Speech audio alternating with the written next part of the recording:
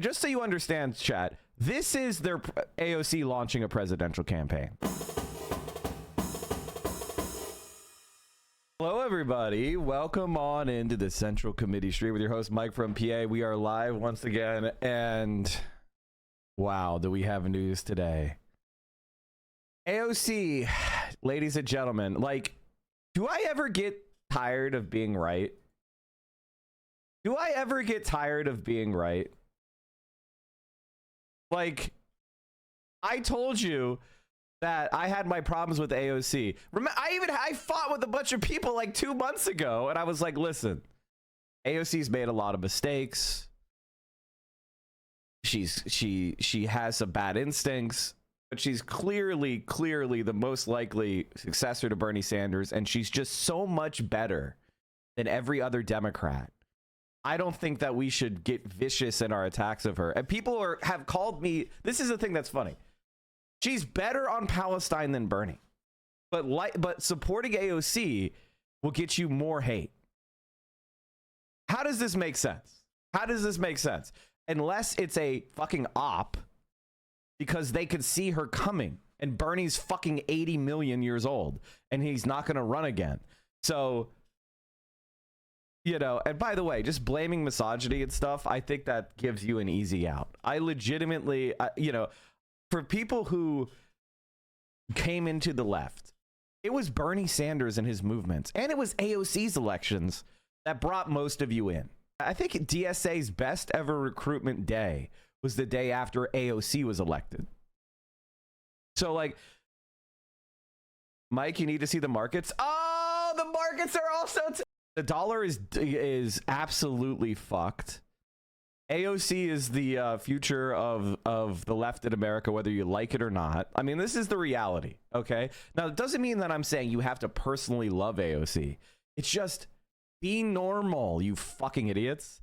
And by the way, can I just say one thing about social media in general? As a social media star, and that's what I am. Fuck you. Deal with it, bitch.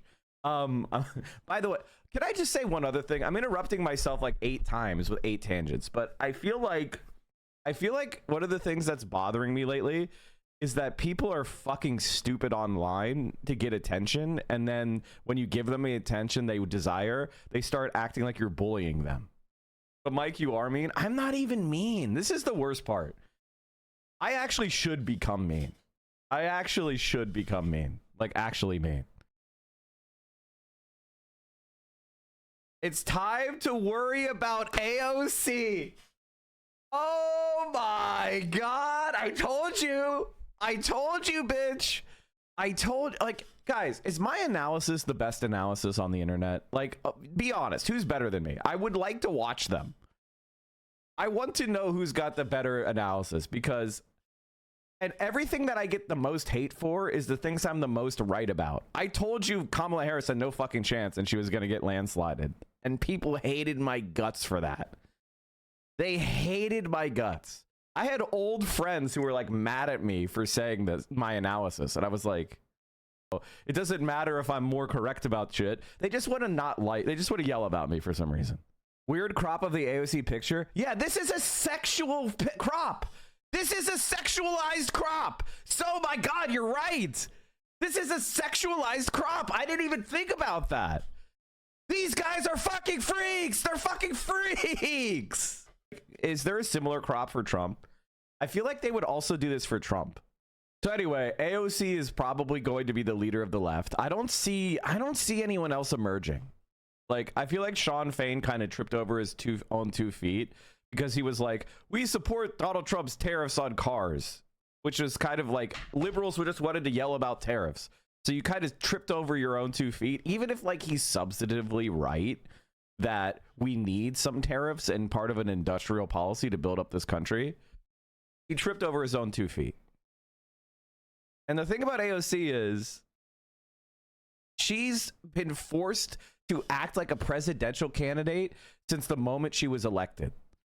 I don't think there's anybody else who could handle the pressure like she can.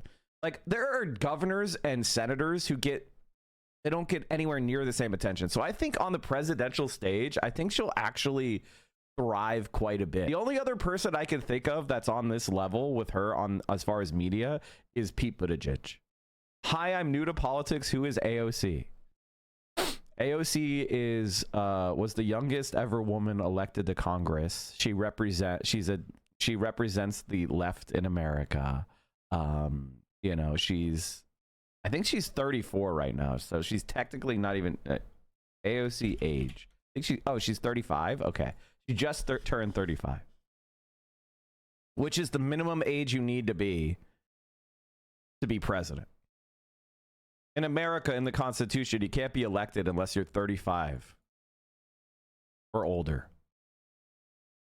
I think over the next 4 years, I could see Pritzker turning into that. Is Tim Walz too liberal? Tim Walz is not it.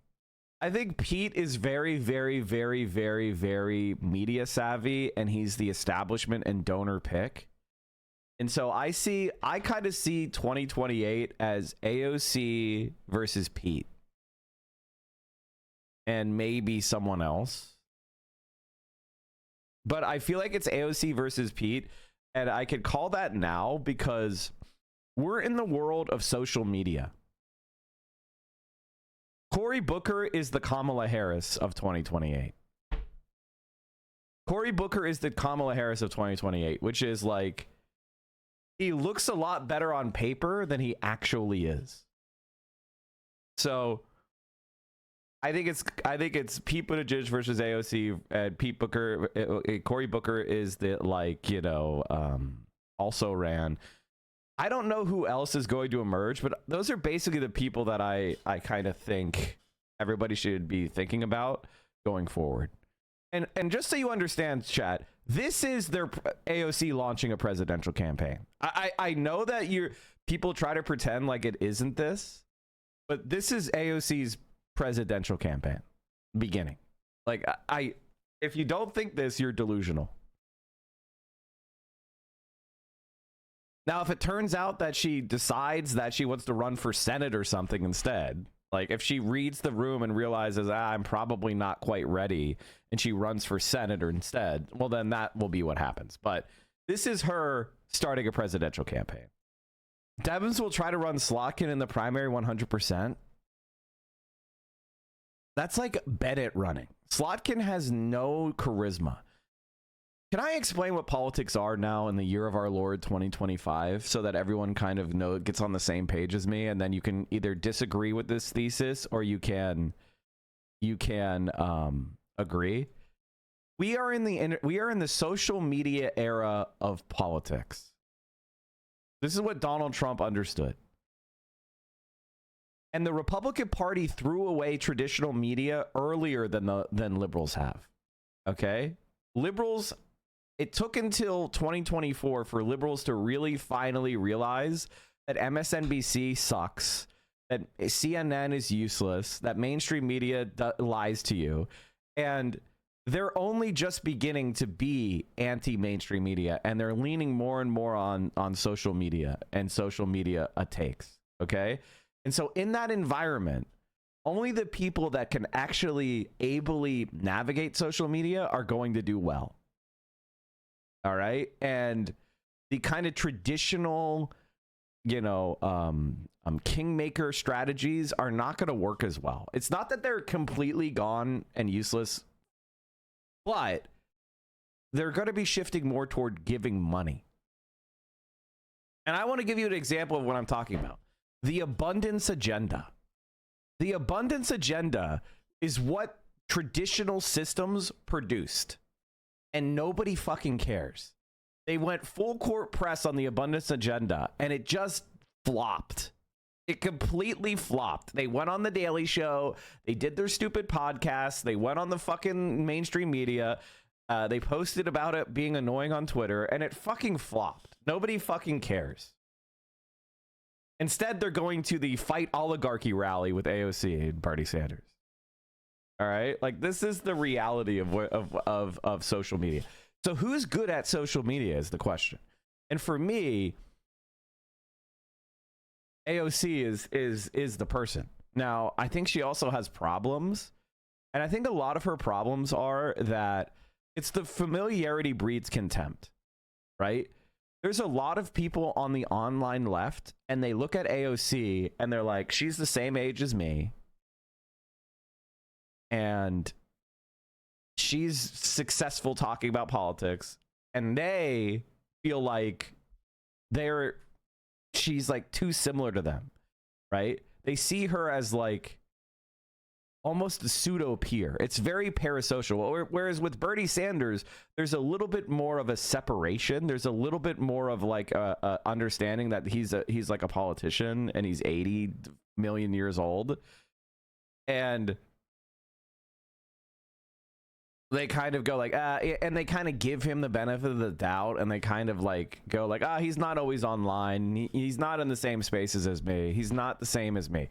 Like, they're able to have that respectful, normal distance to him. Whereas with AOC, they don't. It's like they see a peer who's overtaking them, and they're trying to crab in a bucket mentality them. And a lot of people, especially on the left, have crab in the bucket mentality.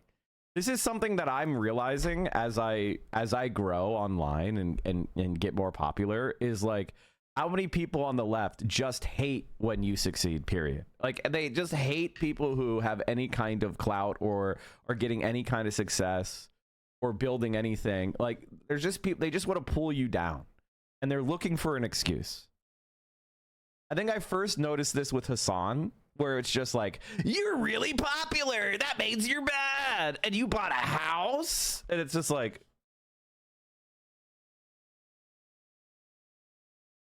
what? Like, what? He bought a house?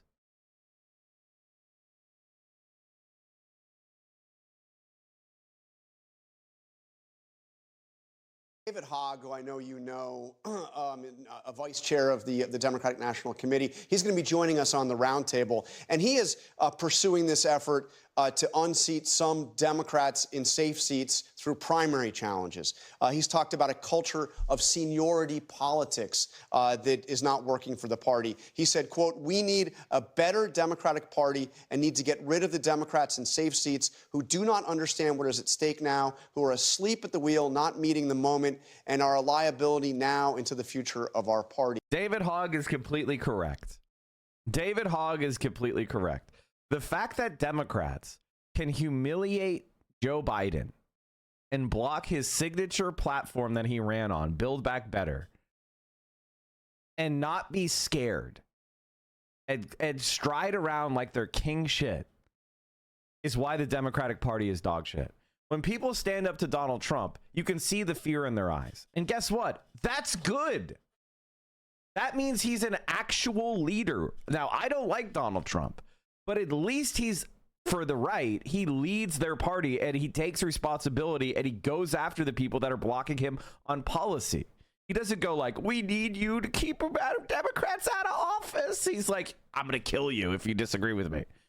And the other thing that Donald Trump does, which people make fun of, but it is actually a strength, is he welcomes people into the fold. If people say like, Donald Trump is the best, we love him, I'm so sorry for ever doubting you, sir, he welcomes them in the fold. So going against him is extremely dangerous, and kissing his ass, he will forgive you. Now he'll make fun of you because he's an authoritarian and he's a fascist fuck, and he'll always mock you, and he'll always degrade anybody who capitulates. But he actually exercises discipline on his party. And the fact is, the Democrats don't exercise discipline. I mean, we all remember Kyrsten Sinema coming out and doing her little curtsy as she voted down the minimum wage increase. We all remember how she and Joe Manchin blocked Build Back Better to do the so-called bipartisan infrastructure bill. And here's the thing about the infrastructure bill. It was so right-wing, and it was such a giveaway to grifters that Mitch McConnell voted for it. Now, guys, gals, non-binary pals, do you think Mitch McConnell would vote for a bill that was like gonna help you and me? Like, just think about that for a second. Think about that for 5 fucking seconds. All right, chat. And then the biggest story of the day is the passing of Pope Francis